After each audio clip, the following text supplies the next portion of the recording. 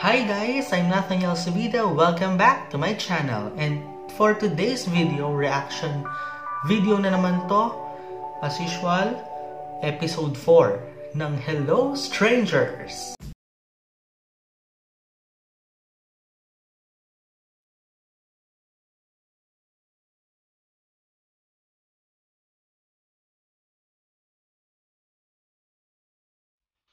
Ito na mga beshi ko in 3, 2, 1, and go.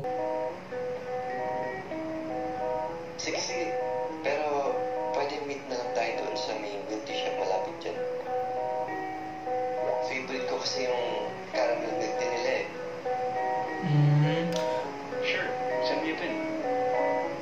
Pakits, Miko. Magkikita na sila, mga besh. Sorry. Baka matagod yung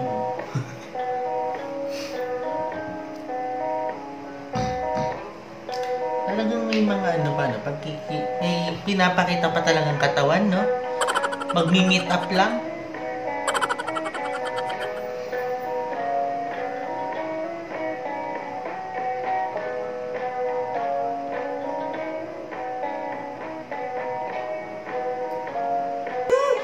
Wait lang, tutubig muna ako.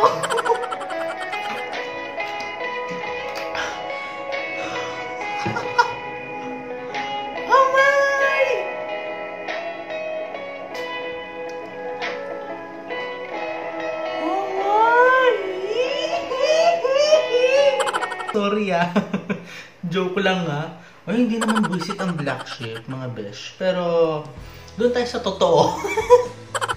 Eto na. It's commentary time. So, let's talk about now the commentary.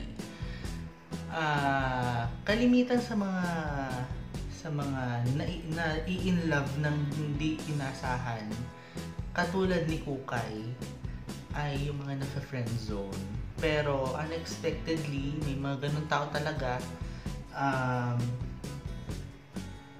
Go Kukay, makakahanap ka, baka nga yung kaibigan mo lang dyan Malay mo, yung isa doon, di ba, na-busted ka ni Miko, may dalawa pa.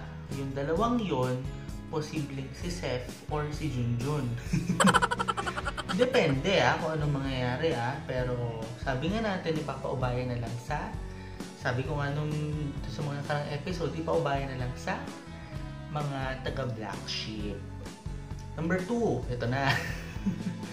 Number 2, kinikilig pa rin ako hanggang sa cliffhanger pa. Ay! Aray! Totoo yun May sakit. Ayun. So, napapalunok ako sa mga nangyari. Pero alam nyo,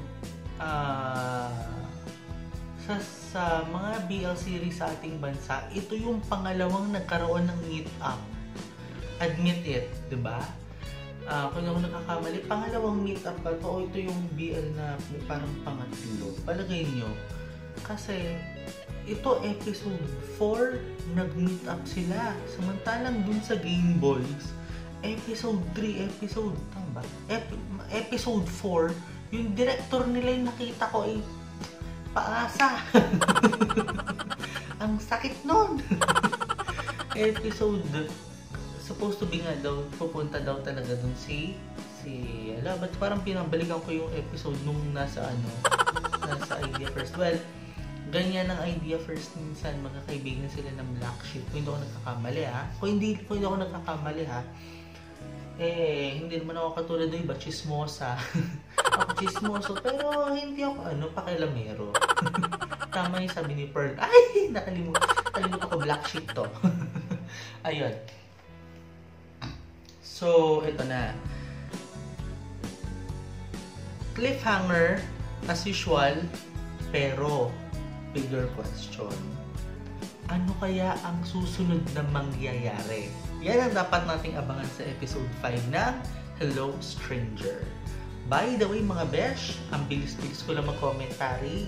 Kailangan na. At ito na yung aking outro. This is me. This is my commentary. This is my reaction. This is my YouTube channel. Nalimutan ko na lahat. This is me, Nathaniel Subida. Keep safe and stay at home, stay inside, wherever you are. Stay negative for COVID-19, stay positive for your life. Bye-bye!